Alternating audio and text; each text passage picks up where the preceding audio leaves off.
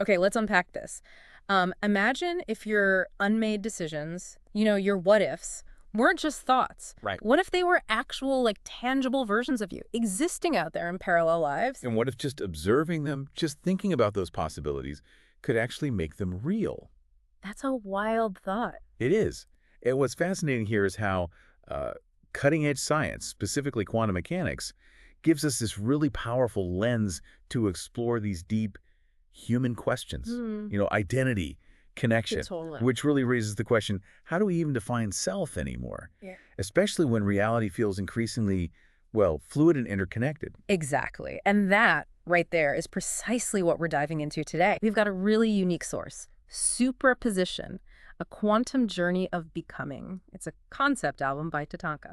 And that title itself, superposition, superposition, it immediately makes you think, doesn't it? Yeah. That state where all your potential selves, all those what ifs exist at the same time, Hmm. just waiting for a conscious choice to make one of them real. So yeah, this deep dive, it's this incredible mix. You've got lo-fi techno, speculative fiction, quantum philosophy, and this really compelling story about identity. All wrapped up in the journey of two sort of entangled selves, Alira and Rhea.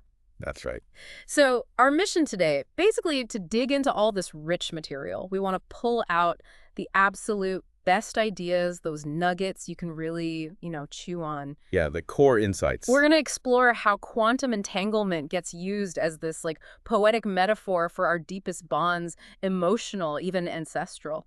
And how our identity is constantly shifting, especially now in this digital, almost multiversal age we live in. Right. And the power of telling a story in two languages at once. You'll hear about something called the mirror well. Ah, yes, the mirror well, where possibilities become presence. And Alira, who they call the quantum cartographer, mapping out all the versions of you that could be. And maybe the most powerful part, how conscious choice isn't shown as like narrowing things down, but as an expansion into everything we've ever been. It's quite profound, actually. Okay, so we need to trace that journey then. Absolutely. We'll Yeah. trace Alira's arc. She starts in this state of, well, infinite potential. Track 1, superposition. They describe her as light that hasn't landed, just possible. Just potential. Exactly. Then she becomes the observer in track 2, realizing, as she puts it, something else is watching me watch myself. Ooh, creepy and cool. Right. Then recognizing Rhea, this other self, in the mirror. Yeah. That's track 3. Then the breakthrough in track 4, tunneling, where she says, rupture's not destruction now, it's the sound of sacred somehow. That's a powerful line. It really is. And it leads to this pivotal moment, track 5, collapse. This is where the emotional integration happens. Thousands of potential timelines just vaporize. Yeah. Then we get the meeting in track 6, entanglement. Then track 7, their duality dance cooperation, figuring it out together. Okay. And finally, Alira's powerful embodiment in track 8. This is where she makes that conscious choice we talked about, integration. I am not chosen, I choose. That line you mentioned. That's the one. The story then culminates in synthesis, track 9, as they collapse into light, and this profound sense of arrival in track 10, where she is real. Wow. Yeah. Prepare for some serious aha moments about what it really means to, well, choose yourself in a world overflowing with possibility. That journey really does capture the heart of it, doesn't it? Okay, let's delve deeper. Let's start with that core concept, entanglement. Because the album takes this, complex scientific mystery and makes it feel incredibly human, relatable. It really does. And it's striking how it uses quantum entanglement. The idea where particles are linked, instantaneously influencing each other no matter the distance. Right, the spooky action at a distance. Exactly. It uses that as a poetic metaphor for our connections, emotional, psychic, even ancestral bonds. So it's like how we're haunted by what could have been, tethered by choices we didn't make. Precisely. And it really brings to mind what the physicist Bernard d'Espagnat pointed out. He basically said the idea that the world is just made of objects, totally independent of our consciousness. Yeah.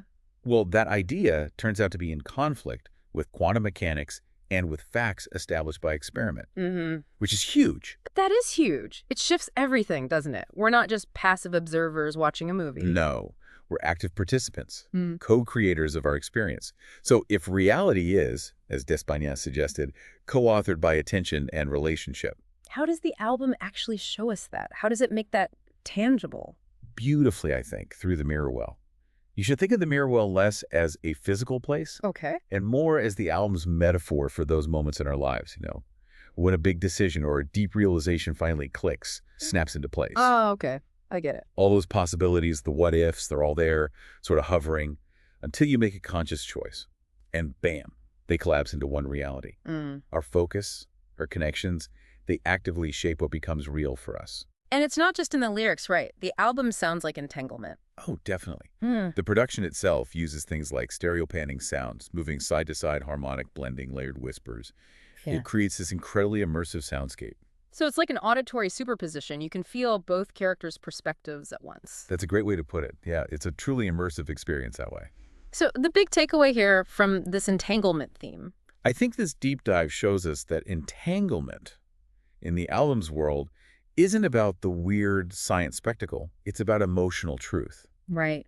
And maybe the most powerful insight is that becoming whole, becoming yourself, isn't about cutting parts off, narrowing down who you are. It's an expansion. It's an expansion into all that you've ever been, all those unrealized paths, those inherited dreams, or maybe even traumas. It's about unifying them within you, bringing your whole self into being. Okay, so if our relationships and even our potential selves are entangled, how does the album handle our individual sense of self? Because 𝗧𝗓, this quantum cartographer, she sounds like she embodies this perfectly, this shifting identity. Absolutely. Her journey mapping probability fields, mapping alternate selves, it's such a brilliant parallel to how we navigate our own identities today, isn't it? Yeah, definitely. I mean, just think about social media profiles, avatars, digital memories. We all create these plural versions of self all the time. True. And the narrative doesn't see this multiplicity as a problem. It actually kind of revels in it. Even memory in the album isn't fixed. It can be relived, revised, recombined in these like inner landscapes, like that quantum observatory near Saturn's rings they mentioned. So when 𝗧𝗓 eventually integrates with Rhea, it's not like a bug or a system crash for her identity. Not at all. It's presented as an evolution, a move from feeling fragmented to choosing wholeness, self-selected wholeness. Which feels like a really powerful antidote, maybe, to that anxiety a lot of us feel about being scattered online, that digital fragmentation. Exactly. Who hasn't felt a bit like that? Yeah. And it raises that crucial question for all of us, I think. In a world that's increasingly about augmentation, algorithms deciding what we see, what truly defines the self. Yes, and the album's answer is? Agency. Not algorithms. It's your conscious choice that defines who you are. When 𝗧𝗓 declares, "I choose," it's this powerful act of reclaiming authorship over her own identity narrative. That's a key insight right there. Definitely. In a world teeming with infinite digital selves, your conscious choice is the ultimate author. Becoming whole doesn't mean picking just one version of you. It means choosing to embrace them all. Precisely. And then there's this other incredible layer, the fact that the album is fully bilingual. Yes. Every chapter unfolds in both English and Spanish. And it's not just a translation. No. They feel like co-equal expressions. Same core thought, same tone, but existing side by side. It's narrative multiplicity in action. That must expand the album's reach. Emotionally. Foolishly. Both its emotional resonance and just its accessibility. It makes the whole story multilingual, not just in voice, but in like its soul. It affirms that having these layers isn't noise, as the album says. Right, but harmony.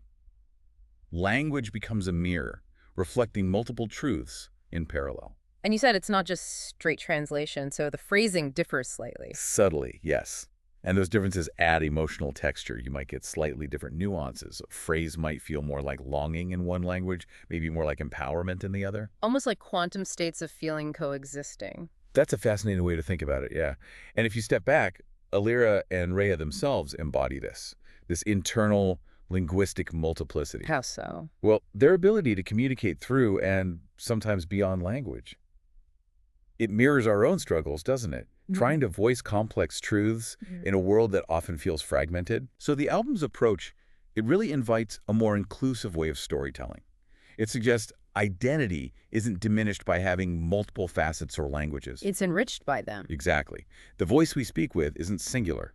It's choired, as the album puts it. Okay, so bringing this all together, what does this mean for us listening to this deep dive into superposition? It's taking us through fractured timelines, entangled identities, and it culminates in 𝗧𝗓's big moment, that conscious choice, that integration. And if we connect that to the bigger picture, I think the album profoundly redefines how we can perceive ourselves and the connections. We saw how entanglement works as this powerful metaphor for our invisible bonds. Right, suggesting reality isn't just out there independent of us. Exactly. It's, as 𝗧𝗪 suggested, co-authored by attention and relationship. Our focus, our awareness, actively shapes what becomes real. And here's where it gets really interesting for your own life listening to this. The album shows identity isn't static. It's fluid, it's plural, it's constantly being shaped, especially by our digital lives. But crucially, And crucially, it reminds us that agency, your conscious choice, that's what defines yourself. Not the algorithms, not the endless sea of possibilities. It's about choosing all of you. The seen, the unseen, the lived, the potential. and that bilingual aspect we discussed really underscores this. Layered identity isn't noise, it's harmony. It pushes for a more inclusive way of seeing ourselves and others. Our voice is choired, not singular. And thinking about the end, that epilogue crown of 1,000 voices, 𝗧𝗓's legacy isn't about ruling in the old way, is it? No, not at all. It's about shared sovereignty. She doesn't rise to control, she rises to liberate, to inspire others to find their own fire and burn brighter, as the lyrics say. So true strength comes from, like, collective becoming. That seems to be the message, It- where 1,000 follow and all proclaim their own unique power. It's quite beautiful. It really is. Which brings us to, I think, an important question for you, the listener, to maybe ponder. If becoming isn't about narrowing yourself down, but actually expanding into all that you've ever been, and if your attention, your focus, actively co-authors your reality, what new layers of yourself are you ready to embrace? And what unified reality will you choose to start bringing into being, starting today?